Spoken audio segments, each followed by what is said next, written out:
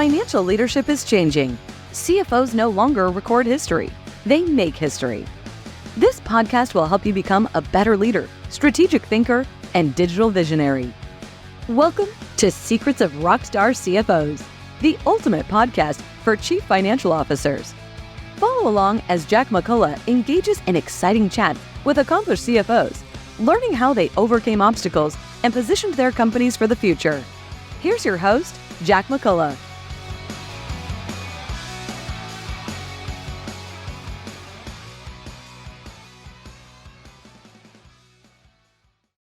Hello, everybody, and welcome to the Secrets of Rockstar CFOs.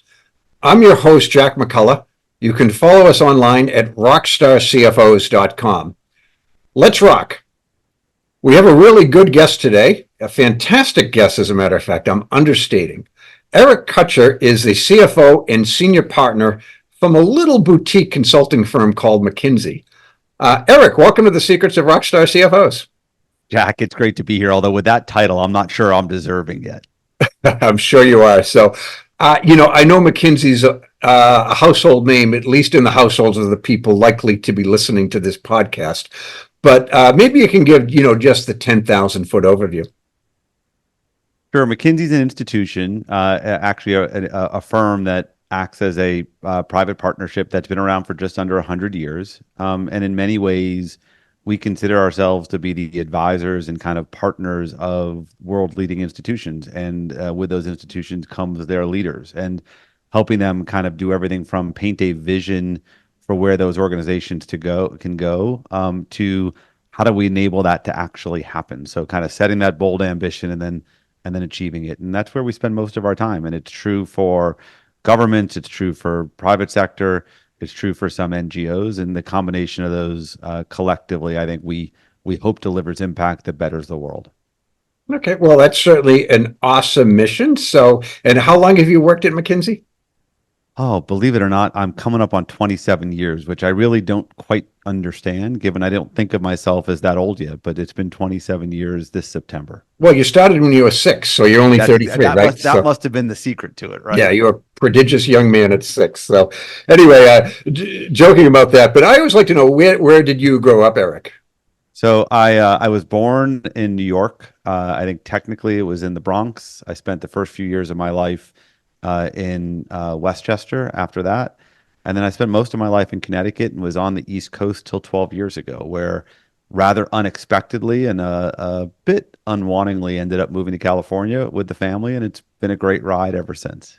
Yeah, I haven't known a lot of people that have regretted the trek out that way. So it's been even good. If it wasn't the weather is certainly very nice, and the activities in the neighboring area. It's been a wonderful experience. I bet, because even I'm from the Boston area, and even like the most hardened people from the Northeast, when they find themselves in South Florida or Southern California or wherever, they kind of go kicking and screaming. But, after 12 months of weather that never dips below 50 degrees, it's like, this isn't so bad after all. So it is so true. The sun brings a lot of smiles. Indeed. So did you grow up, do you have a big family?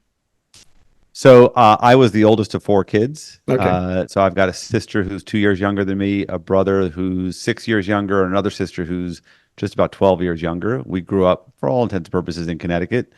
One still lives in Connecticut on the same street I grew up on. One is, I guess, down in Charlotte, North Carolina, and the other is living in the greater DC area. Okay, cool. So you spread out a little bit, but A little bit now. It gives you destinations around the holidays. And where'd you go to college? I went to Cornell University. And you? I did an undergraduate in material science and engineering. So I really kind of spent a little bit of time shortly thereafter working at Intel in their process engineering, making Pentium. I think it was like 60s at the time, to date myself. And then stuck around there for an extra year, did a master's in what was operations research and industrial engineering with a certificate in what was called financial engineering, which was a combination of the business school and engineering school. Okay. Yeah. When I went to Sloan, they had the same type of thing. So although I was more traditional MBA, but yeah, you're actually. I always get a little hesitant talking about financial engineering because it feels like that's a kind of somewhat dirty word, but it was done with all the greatest intent. Yeah, I wasn't aware it was a dirty word, so I didn't study it, but a lot of my friends did for sure. So, but cool. So yeah, you're amongst the first of my guests who actually, their educational career, actually, the second was more in the engineering or technical side of it. So, did you think you would have a 40-year career in the sciences, or did you always think that there might be a path to the business world? So for most of my life, my expectation was I was going to become a doctor. My father was a surgeon. I spent my entire life kind of in and around doctors and surgeons, and was quite convinced I was going to be an orthopedic surgeon. In fact, I had lots of injuries as a kid, like lots and lots of injuries, Oh boy. and spent a lot of time at the orthopod's office. And one of them was the U.S. ski team doctor, and I'm a big time skier. And so I thought what I would do is I'd sort of follow in his footsteps and kind of become the U.S. ski team doctor one day. And I was literally the night before taking the MCATs, I got violently ill, went back to bed, got violently ill again, got up that morning, went to the exam, and got violently ill during the MCAT exam, and they actually threw me out. Oh And boy. so once I was out of the MCAT, I was like, what do I do now? Because you really don't have the opportunity to go to med school that next year. And I sort of spent that summer reflecting and saying, what I think I really want to do is go into business. And that's how I ended up kind of making the transition from kind of the engineering science world into business. Wow, that's a fascinating story. And it's so weird you happened to get sick on those 2 days. It literally affected the My entire entire life. life. I mean, it Yeah. totally changed my life. In some ways, it's those unexpected things that I think end up being incredibly fortuitous. By the way, the ability to bounce around and allow that, as someone said to me, you have to go on the journey. And that was a journey I certainly didn't expect. We were going down the river, going one direction, but the tributary caught us and took us to another place. Oh boy, yeah. So, well, it seems like it worked out, even if it wasn't the original plan. But you mentioned you had a lot of injuries, and I know you were an accomplished athlete in your youth. Perhaps you still are. You said you did some skiing, and I understand you played a little baseball along the way Little too. baseball, little golf. But Okay. yeah, I had a lot of injuries. I think I had, by the time between second grade and when I graduated high school, I think I was in 9 short arm casts. I think I'd broken my nose 6 times. I mean, I was definitely more of the rugged child than I was the studious one. You broke your nose 6 times? 6 times, yeah. I If you have a actually look friend. at it carefully, it is far from straight. Uh, well, I just met you, so it could have been one of it. But I have a friend who's a professional boxer, and I don't think that he broke his nose 6 times. So, Yeah, uh, I'm not sure what to make of that. Maybe I just took more shots in the face than I was supposed to. yeah, I don't know. I'm having this vision. You said you golf and you broke your nose 6 times, and I'm thinking of Rodney Dangerfield in Caddyshack when he hit the ball that bounced off the tree and it hit him. Totally. I was a catcher, and I think I broke it playing basketball, playing football. I think who knows? I was a catcher. I sort of played the places on most sports where you were more likely to get hurt than not. Golf I always played, but I didn't get serious about till a little bit later. Yeah. So yeah. Well, yeah. Being a catcher in baseball is a dangerous thing. So cool. But anyway, I want to get back to a little about your professional path, and because it's increasingly common, but it's certainly not common an engineer eventually becoming a CFO. So how did your experience at Intel and then early within McKinsey? How did that sort of prep you for this role? Yeah, so I think I mean, I can't say that my early days at Intel prepped me. It was a very short stint that I spent there. I do think my engineering background was helpful. I think it sort of taught me to be both analytical about the problem, but really take a view of different sides of the problem, to be able to break it down. I remember one of the things that I learned most when it came to programming, which we did when I was in university. You really have to break the problem down into its components, and I think that was super helpful. To be honest, though, it's always one of those things where I feel a little bit guilty because you sort of feel like you're always unqualified to play the role because I was not the CPA. I was not the one who went to business school and took lots of corporate finance classes, and I sort of learned a lot of that on the job. By the way, as a consultant, you do get a fair bit of exposure. And then I really benefited from having a few just remarkable mentors that gave me opportunities in and around the finance world. So I had one who was the CFO of the firm at the time. He's now one of the Fed chairs. He just took every time I'd ask a question, he would just take the time to really engage me in that question. And so it taught me a lot along the way. And then I think he, as a result, ended up getting me on a committee that oversees the compensation of the firm early on. And that is one of the most complex things because you're dealing with, 62 countries and different tax regimes. So you start to learn a little bit more about the intricacies of it. And then given what we do, that is the largest expense bucket. So you're seeing it now across that. And you start to get into how does the behavioral economics work, kind of the incentive systems. You start to really get your head around that. And then his successor ended up just being also a great mentor. He took the time, especially as I joined the board, to really engage me from the finance committee and come to me and ask advice or perspectives. And just that level of willingness to engage sort of invited me into the conversation in a way that he didn't have to and his predecessor didn't have to, but it piqued my interest. It gave me insight. But it was their patience that really made the difference. It's interesting because you may know I actually wrote a book called Secrets of Rockstar CFOs, for which this podcast was named. But everybody I interviewed, and I interviewed like 40 something really good CFOs for the book, and just about all of them, had an important mentor at some point in their career. And it sounds like you're doing that too. So, or you've had that benefit as well. So I have benefited from probably a handful of real mentors and sponsors, like true mentors and sponsors. Those were two that were tremendous for me. And I've had others that were less in the finance world, but just kind of taught me the ropes, taught me how to run. One I remember taught me how to write better. And he did it by showing, which I thought was really powerful. In retrospect, more so than in the moment. But, I would write something and he would, go into Microsoft Word and he would do the track changes so I could see his thought process. And it was very different than most others that I had mentored who would ask questions or sort of suggest things, but never actually do the hard work of showing. And I learned so much by watching and experiment and frankly, going back and forth on what he was trying to show, because it sort of forced me to kind of get in his shoes and in his mind. And then it sort of forced me to ask myself, why wasn't I doing it? It was a very powerful way to teach. yeah, it sure sounds like it. So, and now that you're the grizzled veteran, are you actively mentoring any other young professionals in McKinsey or maybe even outside of McKinsey? I would guess you're a very coveted mentor. What I would say is I probably could do a better job. I think any one of us probably can. I do think I do. I try. I mean, I think I try. I don't know that I'm always as successful. I try to learn some of the lessons that what I kind of in looking back thought my mentors did for me, which was a lot about the time and the care and the creating the opportunities for others to get experience. And I think I do try to do that. I do also I think one of this is to let people make some mistakes, but never let them make the mistakes that are so great. I try to do that for some folks. Whether I am sought after or not, I mean, I'll leave that to others to decide, but I certainly try to be as helpful as I can to a broad set of colleagues who I care a lot about. Okay, well, hey, that's the name of the game, right? So, but and one of the questions that often comes up is to be an effective CFO, CPA versus MBA. And I'll ask you that with a twist, because I think engineering and technical people, they have a huge advantage. They're natural problem solvers, which the modern CFO job, that's a lot of it. But, what would you recommend to a young person if they, in a world where they could only pick one, CPA, MBA, or more of like a scientific type of background to start off?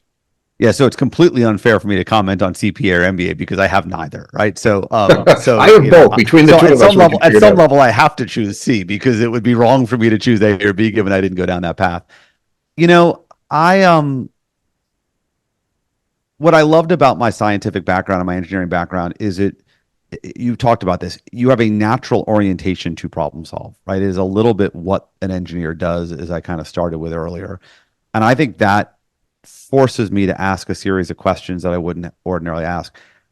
It also sort of, as a result of not having the CPA or the business degree per se, some could argue that I've sort of built that business degree over time at the firm. It forces me to always surround myself with people who are much more technically proficient than I am or ever will be.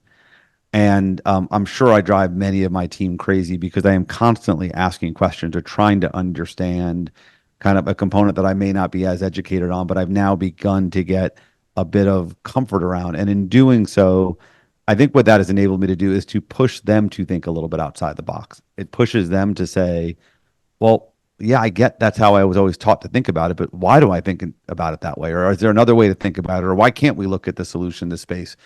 And so in some ways, I think having that problem solving has been super valuable to me.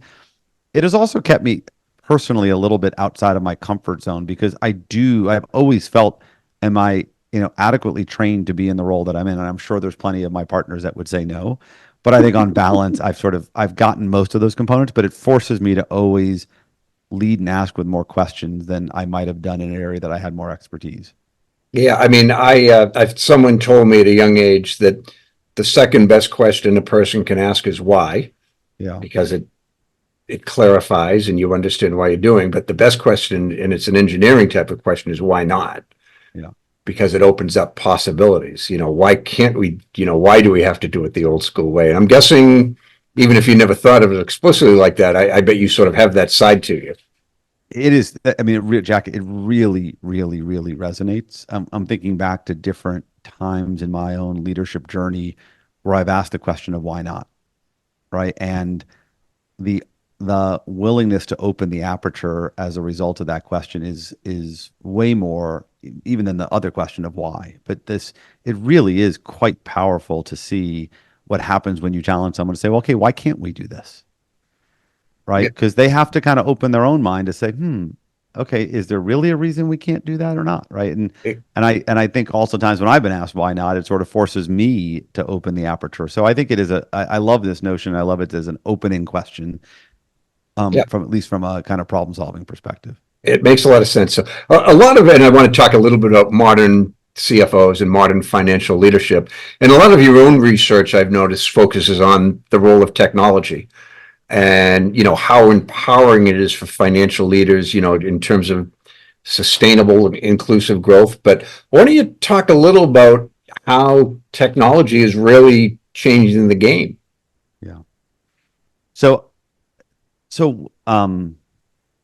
look, I start at a very macro level on this one. And the very macro level is if you look at the world and the population and population growth, and then you say, how do we get to GDP growth? You almost have to get productivity, Sure. right? And so it is almost impossible for us to deliver in order to get sustainable, inclusive growth that requires some level of GDP growth that creates a more inclusive economy.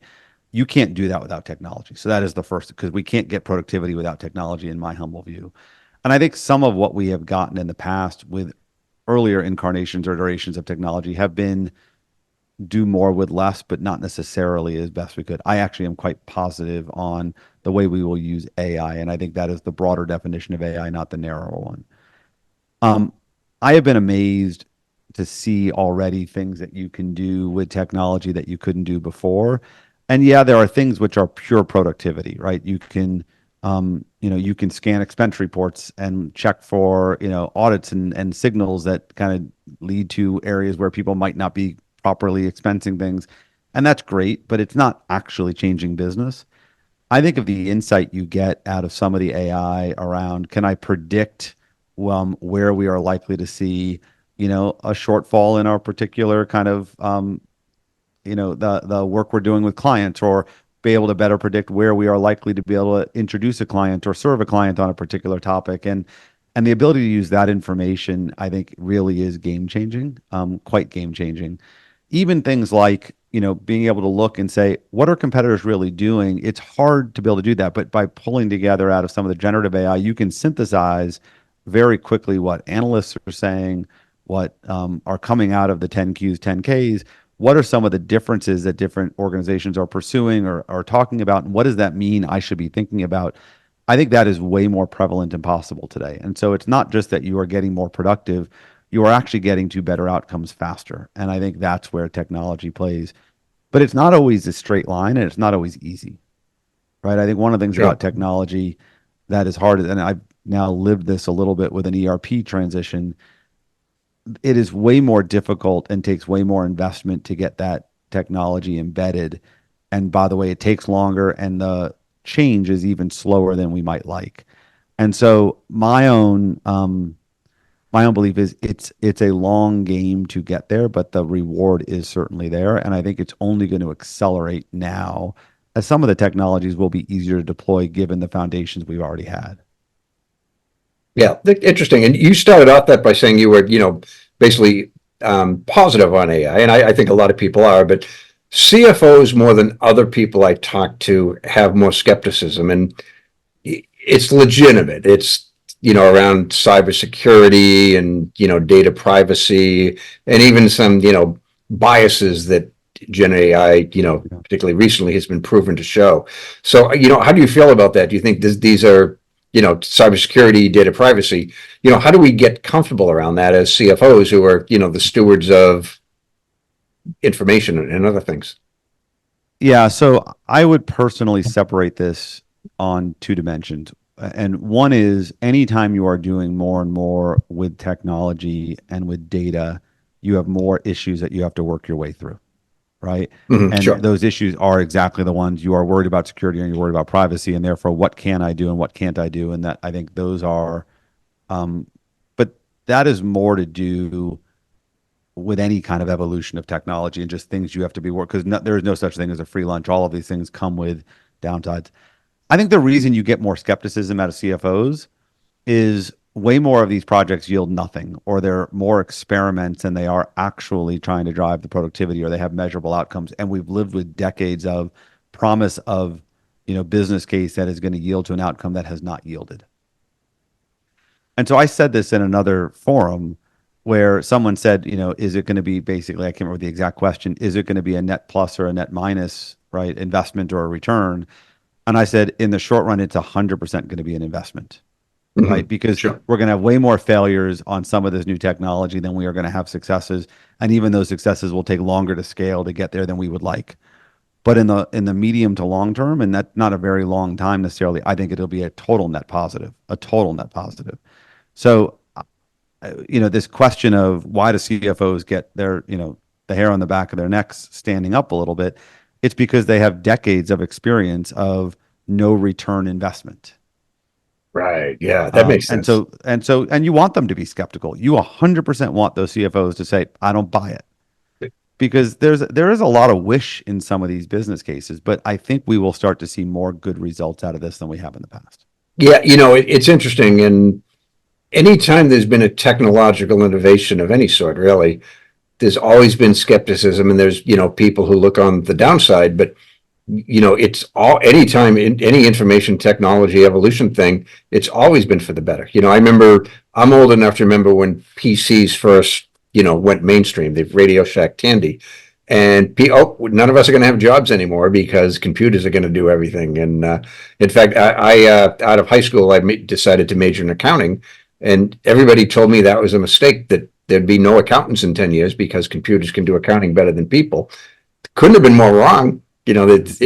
Computers created a need for more and more accounting, not less. So I don't know exactly, Jack, how old you are, but I think we are more contemporaries than not. And I remember joining the firm, and I tell this to the young associates, right? We would do lit searches by calling our research and information folks, which are really kind of librarian / kind of researchers. And I'd get back a set of materials that were about this thick, so hundreds upon hundreds of pages, where what I would put in the word search would be highlighted in all of what they were able to find in various forms of literature, as opposed to think about what you get today with a Google search, right? And that was the early version of a Google search, if you will, in terms of when I started my career. The reality is we find the problems are harder to solve with each kind of passing day. And therefore, the more we can assist ourselves with things that used to take up a lot of time, but really weren't as critical to the complexity of the problems we face today, the better off we'll be. So I come back to this question, which you hear all the time, isn't this bad for us? What's all going to happen with AI? And I say, A, we can't get the productivity, and therefore we can't get the GDP growth without it. We don't have enough population growth, certainly in the places where we will need it. And then B, I think the problems are sufficiently hard. It's going to take both man and machine together to solve them in a way that we wouldn't be able to solve with either. No, that makes sense. I know you see it as, flexibility, hybrid work, closing the talent gaps that companies have been facing for a long time. The benefits are almost unending, right? Look, one of the great benefits, I think, of some of the new technology, and you see it in some areas faster than others, for example, with software development, you were able to get brand new coders up to kind of what I would call the average experienced coders productivity in, weeks and months as opposed to years. And so the ability to kind of build, to assist and kind of develop and train people to become better at their job much faster, the learning curve comes way down. I think that is a huge, huge, huge advantage for the world at large. And it's certainly an advantage for us. We are able to get our people to be just better at what they're going to have to do much faster. And I happen to think that's going to be quite rewarding. I also think we don't yet know the fullness of what this will achieve, but I am so convinced that the problems that are out there will only get more challenging and require more help than they even do today, and we'll get better outcomes, and that's an important component. Yeah, that makes sense. I know also you're a big believer that CFOs will play, if not the critical role, then a critical role in sustainability. And I'd love to chat with you a little about that, how you see the CFOs making an impression. Fewer issues more important than sustainability right now. Yeah, I don't know that I'm smart enough to really understand the role that CFOs will play at large, but I can tell you at least what I have experienced myself. And so Okay. in there, maybe other CFOs have different experiences, or maybe they can build on what I'm sharing. So it is going to take real investment, right? And we've done all kinds of reports that talk about the size and scale of the investments required, and it's massive. But that's at a global level. I think about kind of our firm. And so therefore, what are we going to have to do? We're going to have to invest in technologies, which means we're going to have to be willing to be forward leaning to help kind of create the market pull and market demand for some of the new tech-based removals. We're going to have to increase our investment in nature-based removals, but both those words have the word removals. We've got to find ways to do more in that space. And that means we've had to evolve kind of how we've thought about our responsibility and therefore the investment profile.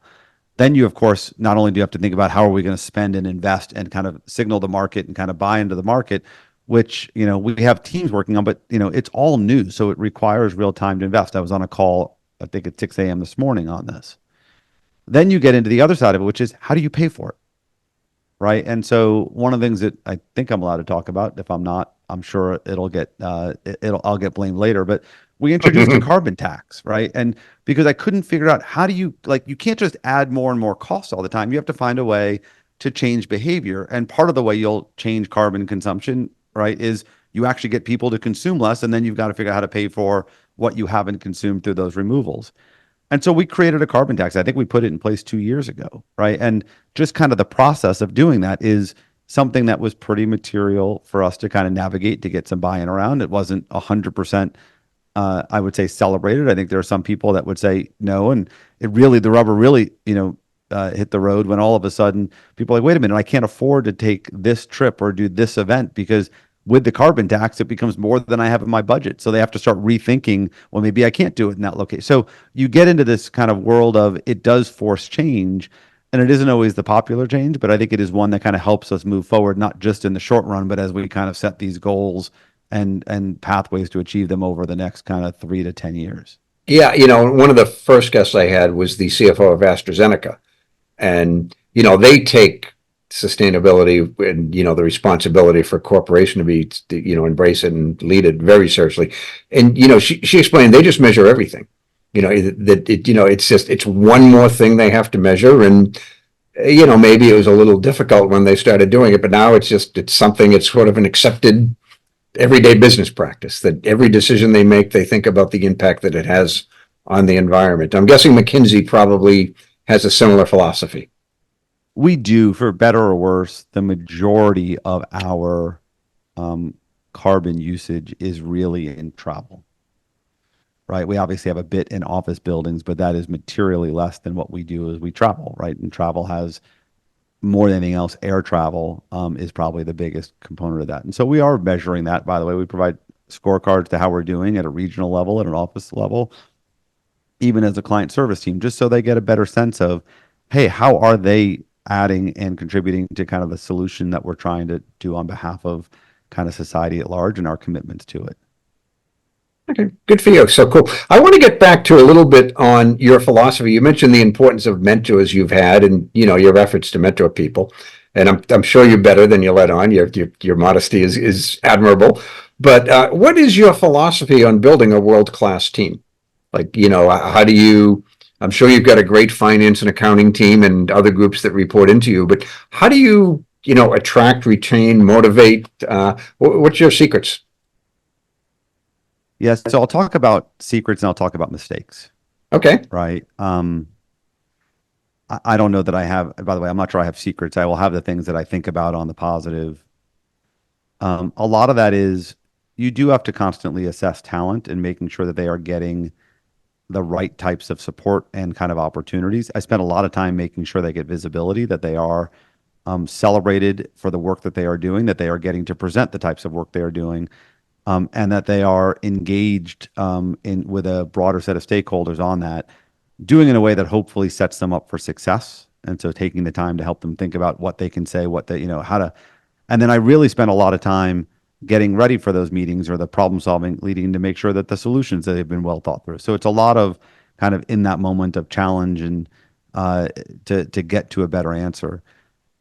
And I think kind of making sure that they see and are participating in those meetings. Sometimes they are the lead, sometimes they are there, but it's very rare that I'm ever doing a meeting on a topic where the people who have been spending the time developing it aren't physically present and participating. And I think that does give people the opportunity to learn.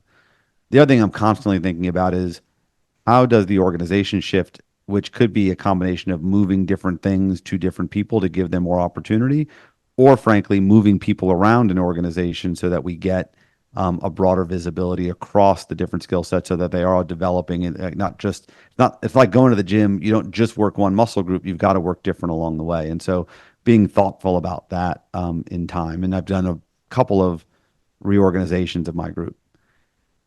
If I had a mistake and I wish I'd acted earlier, I think more often than not, when things are not working out, right? Whether that's because the talent isn't the talent you need or because it's not the talent that is quite right for the particular role.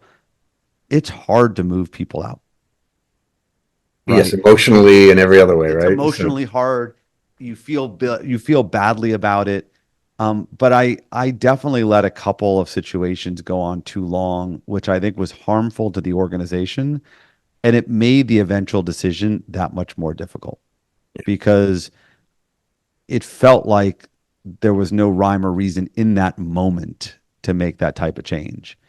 And so I wish, and I was given this advice by a friend of mine who's now a CEO, and she said, she was listening. She's like, you just got to take action. Like you're going to regret not having it. But the easier thing to do is not take action.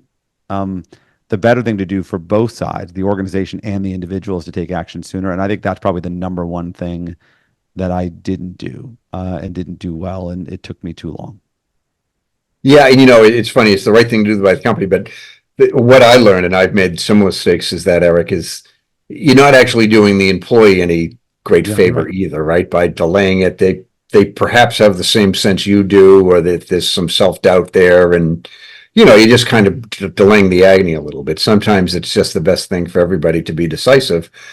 On the other hand, you're probably a nice person, and it's difficult to do something like that. And conflict is painful. Yeah. Right. I mean, anyone that thinks, conflict is painful, and those conversations are never easy. And by the way, I also don't know that I've ever figured out how to do them right. Meaning, it's very hard to go in, whether it's because you're trying to change someone's scope of role or whether you're trying to actually let them go, to do it in a way that's inspiring. I had one person tell me when I did this, well, this was the most uninspiring conversation. And I mean, that thought is still in my head. And I'm like, I don't know how I was supposed to make it inspiring. Yeah, that's quite a trick. Yeah, sitting here, I'm not sure. Sorry, I can't give you any good advice on that, Eric. So I don't mean to laugh, but by the way, if anyone listening has any good advice on that, I've been all willing to listen because I'm sure I'll have it again. But it was like, I really thought, I couldn't figure out, well, gosh, how would I have done this differently? And the answer is it's hard. I mean, those conversations are meant to be difficult, right? And most of us just try to avoid it and let it pass by naturally. And I'm not sure that's good for anybody. No, it's absolutely not so cool. Well, one of the topics that CFOs ask me about, they seek my advice on and whatnot, is building a relationship with the CEO. And, it's become such a critical thing, that dynamic, their CEO is the boss, but a lot of people are saying the CFO is even like at the deputy CEO and the most trusted advisor internally to the CEO. I know, strictly speaking, you have a global managing partner in Bob Sternfels, I believe his name is. That's exactly right. But, kind of the same as a CEO. So what's that relationship like? Yeah, so it is by definition different in a partnership than it is in a corporation. So I can talk about it in the context of a partnership. The beauty of being the global managing partner is you are really the first among equals of the senior partners, right? Of the partnership itself. And I think that I think that is a little bit different than the hierarchy that gets created in a corporation. Bob and I have had the privilege of knowing each other for a very long time. And what I would say is we've had incredible ups and way more ups, and we've had a couple of not so great moments. And I think that's kind of natural in a 20-year relationship. We were very lucky that before he became the managing partner, he was in a role where he and I collaborated all the time. And it was actually, in my mind, one of the highlights of my professional career, because between the two of us, and he led our sectors and our functions, which were really the client capabilities that allow us to do what we do with our clients. Collectively, we were able to really move the firm and shift where we were going in a positive way that we thought would be differentiating. It didn't mean that we got it all right, but we really kind of did work together hand in hand and I thought was a very powerful and collaborative way. And so when he stepped into the GMP role, the global managing partner role, we already had that foundation, and we already had a little bit of the ability to throw the behind the back passes and know what we were thinking and so on. And so on balance, I think we've had a wonderful time doing that, right? A wonderful time doing that. And the reality is, one of the nice things is, and this is true broadly speaking in a partnership, is in a partnership, we all really kind of love each other in a positive way. And so you want to be around each other, and you want to do things, whether they're at work or outside of work. And that is a bit unique. I was with a group of my senior partner colleagues the other day, and we were doing something, and we all said, there's no other senior leadership team on earth that would do this, right? It's the nature of the bonds of partnership that are more like a family than anything else. The hard part of that is sometimes that requires tough feedback, right? Or sometimes that requires a difficult conversation. That feedback can, by the way, be either direction, or that difficult conversation could be because we don't agree. And just like any two individuals, that can be quite difficult. And sometimes that's because, unfortunately or fortunately, as the CFO, you are there to, in some ways, be a control. And that control is a financial control to make sure that we are kind of maintaining our fiduciary responsibility to the rest of the partnership.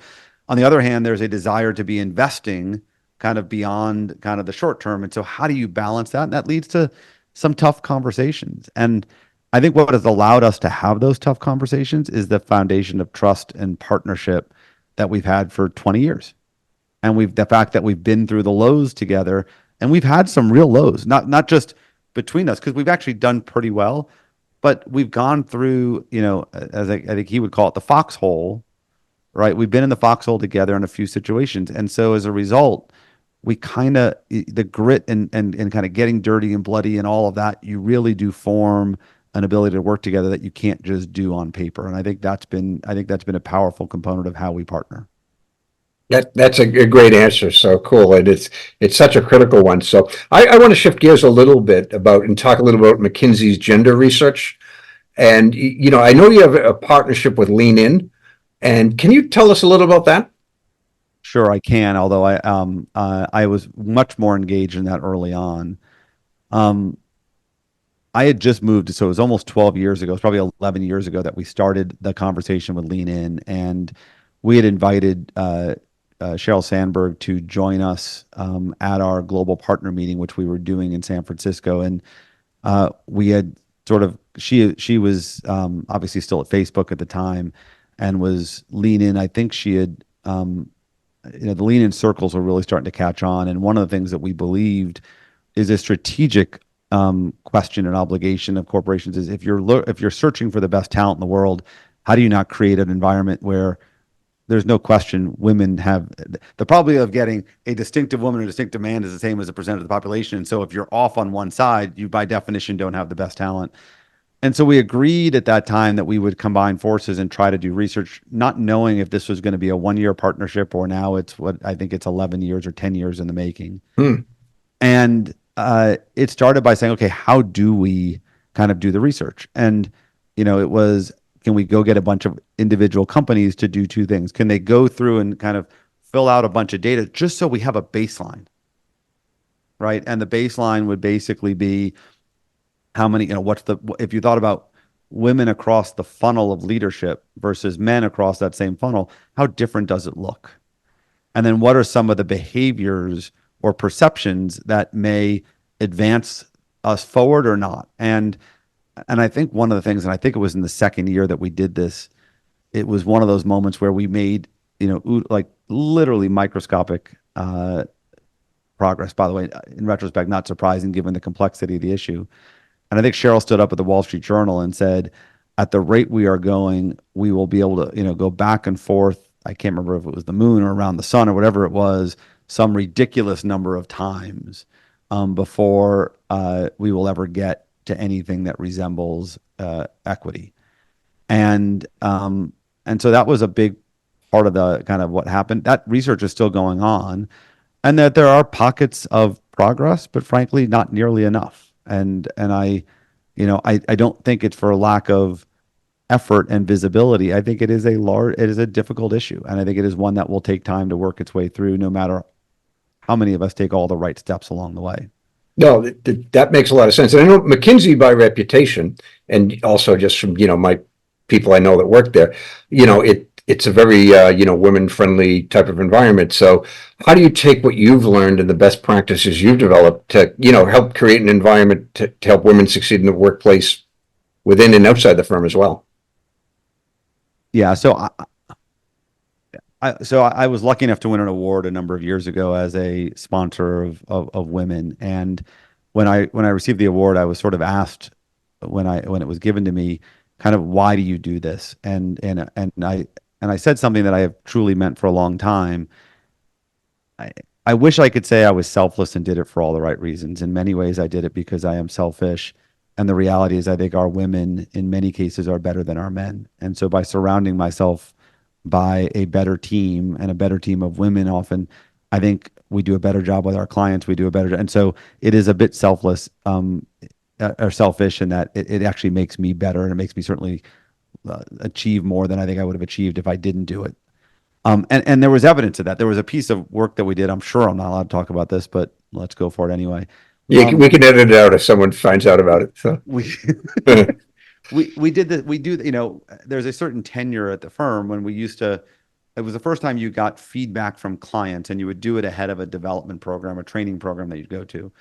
And it was sort of a period where you would do self-assessment, and then you would do client assessment of like how you did. And the simple kind of totally exaggerated view of it was, we asked our men kind of how they were doing in terms of client impact and client service, and they average scored of themselves at kind of 8 or 8.5 or something like that. And if you ask their clients, their number was materially lower than that number, like materially lower than that number. And if you asked our women the same question, when we did ask our women the same question, they would rate themselves like a 4 or 5, but our clients would rate them a 9. Yeah. And so part of it is, I looked at that and I said, that there's something there that can't be right. And by, kind of supporting those women, like I said, I'm doing it selfishly because I'm making it better, but making myself look better from an outcome point of view. But the reality is, our women are just incredibly talented. The thing I will say, and I think it's only fair that I say this, is I think we aspire to do the right thing and to create the right environments and all of that. I can't say that we're perfect at it by any means. And I think, it is the right intent and not always the right action. It is the right intent and not always the right outcome. And some of these things take a long time, especially in a firm where you are predominantly growing your way into the partnership and senior partnership. So I like to believe we have made material progress. I really do. And I think the conversation and the actions are very different. And by the way, I give many of our managing partners, from Dom, who I got to see up close and personal, to Kevin, to Bob, have all taken this as a very real mandate to do better. But I think it would be false to say that we are anywhere near where we need to be. No, wrong way to go. But, I sort of think, and you made the point earlier, we're perhaps of similar age, but, as I leave the workforce, I want to make sure that I'm leaving it better than when I entered it. And this is one way, like in my company, I'm a feminist, and I tell people that.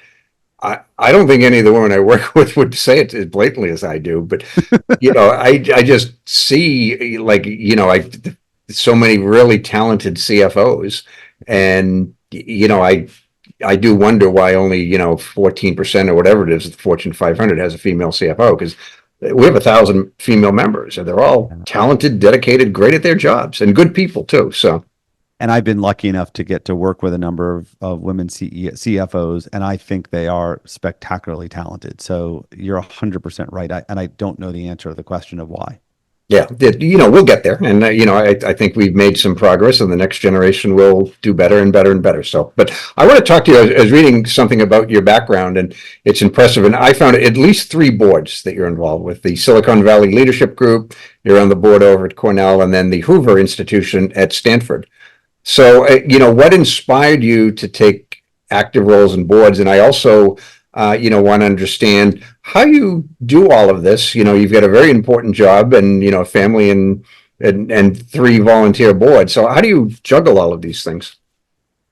Yeah, I can't tell you that I win any Father of the Year awards, and I certainly have lived by from a family perspective of it is about the quality of the time over the quantity of the time, and I do really kind of focus on the quality. So we talked earlier about I tend to go. I'm an avid skier, and so we as a family go up to Tahoe almost every weekend. In fact, one of the rules that my assistant, who is the best assistant I could ever have ever asked for, Sylvia, knows that no matter where I am in the world, I have to be home Friday by 3 p.m. between December 15th and basically the end of March. Because if I can get home, then I can take the family, we can drive up to Tahoe and kind of do our thing. Oh, nice. So, And it's really about the time we spend together. We cook dinner together, we eat dinner together, we kind of watch movies together, we ski together all day. It's something quite special. With my 2 boys, whenever I am home outside of those months, I try to play golf with them on the weekends, at least once, if not twice. And we'll get up super early. And by the way, getting teenagers up early in the morning shows they're pretty into it too, right? They enjoy the time. So really trying to focus on quality of time with them. When it comes to things like the Hoover Institution and Cornell and Silicon Valley Leadership, and I'll start by saying I have always had an interest in education, right? That has kind of been a real focus of mine for quite some time. I was on the board of a school back in a high school in New Haven, Connecticut that I went to, a middle school, high school called Hopkins School. And I did that for 10 years, and I loved every minute of it. I felt like I was giving back and making a difference in helping the institution get better. I feel like at Cornell, I'm getting a chance to do that as well. And it's an institution that mattered a lot because it was quite shaping to me. And so that comes with some personal sacrifice. It comes with some weekends. It comes with some extra travel. But I do feel like I owe it to Cornell to do what I can, limited things that I can, given how much it gave to me and how much it helped establish who I was or who I am.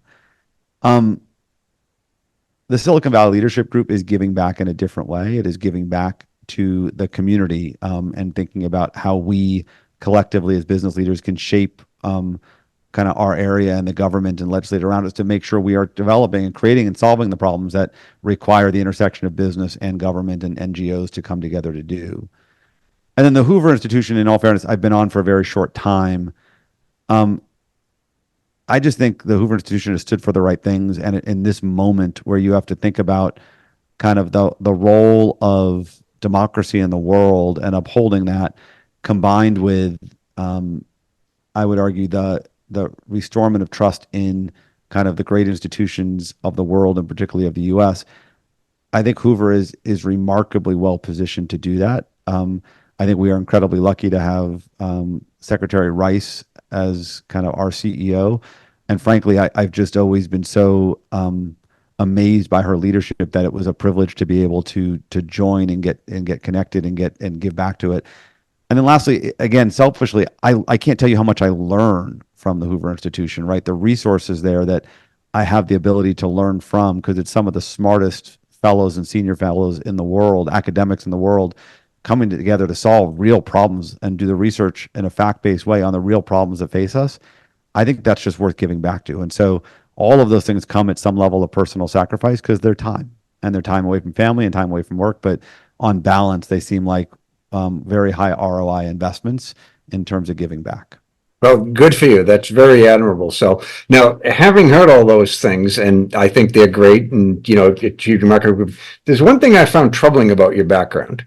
I'm sure there's more than one. Well, there's one that really irked me, and I'm just going to say it. I can say you're from Boston. I know where this is going. Okay, I played my hand. A Yankees fan? Come on. So you grew up in Boston, though. So Die hard, and this is the story you will appreciate. So when my now 12-year-old was young and he had his first set of like sheets on his bed, they were the 26 baseball teams. They were their baseball caps, and we'd go around every night when we put him to bed, and we'd kind of talk about the different teams. And of course, the Yankees were very prevalent.